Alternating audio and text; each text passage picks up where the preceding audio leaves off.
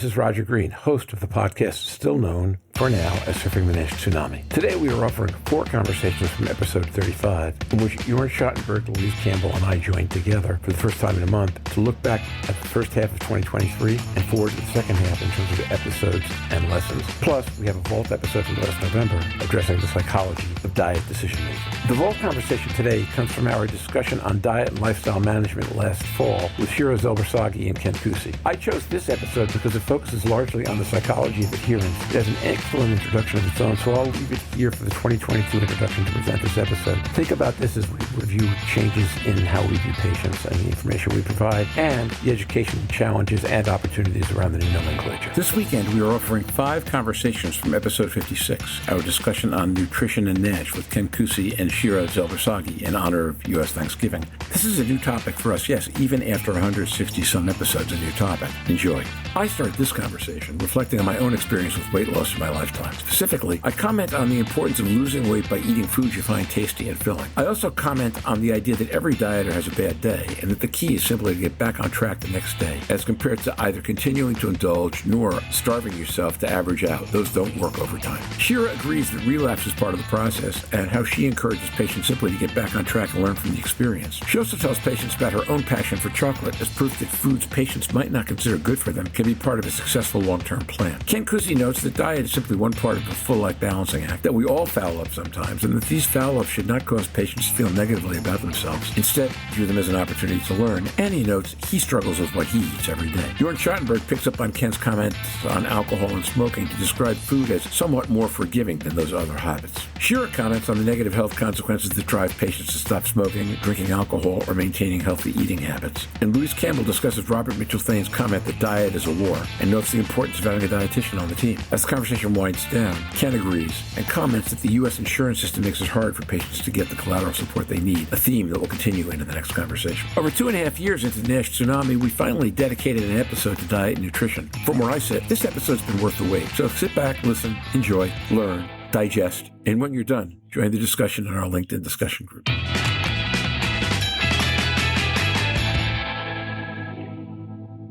Of the things you said that made the most sense to me, the most important one is that I don't think people can keep weight off if they're not eating food they like. I've learned in my own experience, I am either an N of 1 because it's me, or an N of 4 because it took me 4 tries to get this right. That the most important things were A, to eat food I enjoyed, and B, to remind myself that everybody has bad days. And the question isn't, can you never have a bad day? That's generally not possible. But after you've had one bad day, simply to not let it affect what you do going forward. Neither say, I need to starve myself now to make up for it, nor to say, oh, now I've blown it, but just to stay on the path I'm on and understand that my body self-corrects over time. And that's kind of how I've lived for the last probably 20 years, that I've had this more or less under control. Shira Zelber-Sagi. I completely agree with you, Roger. In fact, I tell the patients, in terms of goal setting, by the way, I also tell them, it's not a question if you would have a relapse. It's obvious that at some point you will have a relapse, and that's fine.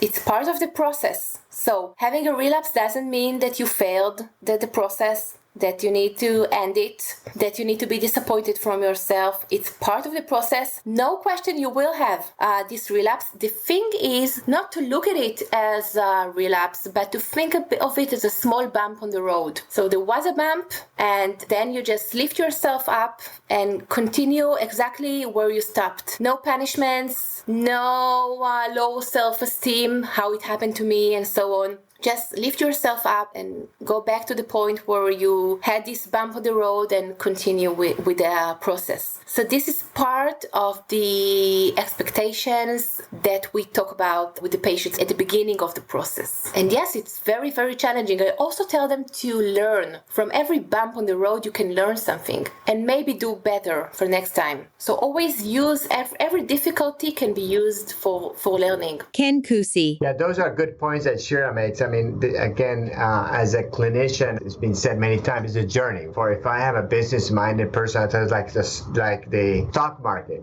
probably Apple and Amazon are the greatest successful companies, at least from an earnings perspective, and they have ups and downs, and it's part of, in terms of diet, it's times of it's like human nature. There's a person very famous now called Brené Brown, talks a lot about vulnerability. We are prone to errors. We're never exactly the ideal image that we want to have of ourselves. We always fall a little bit short, particularly we have so many multiple roles and things. It's just a difficult balancing act, and just remember we're going to live and die as an unfinished symphony, and following a diet is just the same thing. As I tell, if you get most of your choices right, you're going to lose weight and probably you're going to be happy in life, but you don't aim for perfection because that's the recipe for unhappiness. Completely agree, and that's why I tell patients that I'm crazy about chocolate, for example, and that I would never give up chocolate. So we're all imperfect and it's fine. You just need to find the right balance for you. And again, wasting energy in blaming yourself for feeling guilty. We have a limited amount of energy when we wake up every day. So,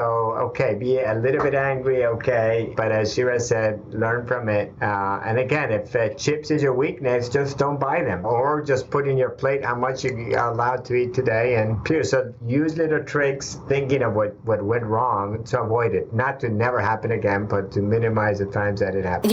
Ken, the thing with food, bringing food at home is a very interesting issue. We always say don't bring enemies into your house, right? Right, don't sleep with the enemy. Yeah, so don't bring the chips and the chocolate and the ice cream. This is actually taken from psychology. This is called stimulus control. Well, you won't ask alcoholic person to keep alcohol in the house and just be strong and don't touch it, right? Or someone who tries to quit smoking wouldn't keep cigarettes in his house. So it's the same with diet. You do stimulus control. And it's everybody's, every day I'm just always struggling. I'm always hungry. I would eat twice of what I eat. People see it at work. I eat very little lunch here for a number of reasons. When I don't buy a lot of delicious things that I see at the supermarket because I'm going to gain weight. And actually, I've been trying to lose some weight lately because whenever I begin gaining some weight, I rapidly do get some intense measures to not do more exercise or even more hungry to try to balance it out before it gets out of control. So it's everybody's fight. Everybody everywhere that's above age 21 has to be careful with what they eat. Jörn Schattenberg. You mentioned alcohol and smoking. I think diet is always a little bit more forgiving. So the consequences are slower. You can gain weight fast, but I think, patients drinking alcohol, they decompensate. And I feel with diet, the biofeedback is not as rapid, but maybe I'm wrong. And it's part of everyday life. So it's might be even tougher. You can't quit eating, right? You can quit smoking and alcohol, but it's not a black and white. You can't quit eating. So that's why diet is, I think, far more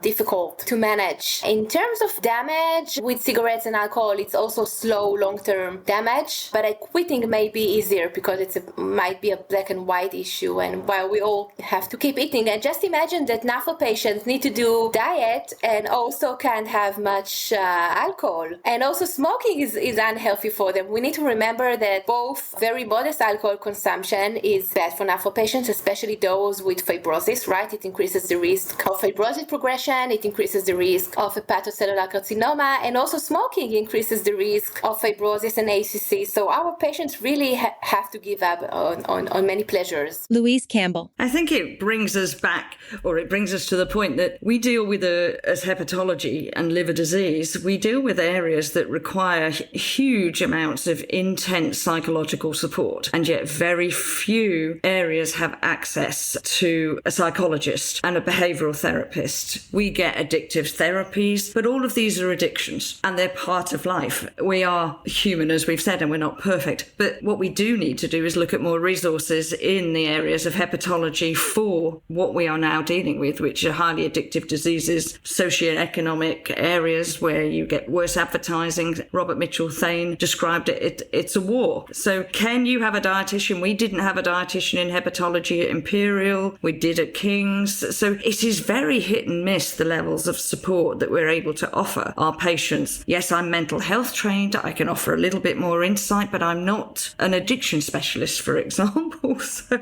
we try to make those little inroads and keep the motivation, rewarding the positive, but for every 2 steps forward, there might be a little step backwards. The whole thing that you've been talking about. We do need more investment to support these patients throughout, and a better recognition of psychological and support that they need. Yeah, I would encourage doctors to work closer with that dietitian and really highlight this, that just telling them to lose some weight and a couple of tips usually doesn't cut it. The problem in the United States, I'm very impressed that Shira has patients for 20 years. Here, dietitians, are a couple of years, move on to somewhere else. Half the insurance don't pay for the dietitian. It's or live far away, and lower income people don't have the means to go and just leave their job. So in the United States, it is really a struggle to deliver good care, and many times they're also busy and don't have the time to do it. I think it's the job of the clinicians to build these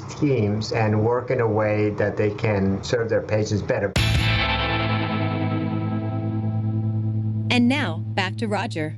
We hope you've enjoyed this recording. If you have any questions or comments about the content of this conversation or the entire episode, please put them in the review section of the page from which you downloaded the conversation, or send an email to questions@surfingnash.com. If you have suggestions for episodes you'd like to see us prepare in the fall, that would be the right way to send those to us as well. We'll be back next week, ideally with one of the conversation topics Louise Campbell discussed in conversation 4 of this episode. Until then, stay safe, surf on. We'll see you on the podcast. Bye-bye now.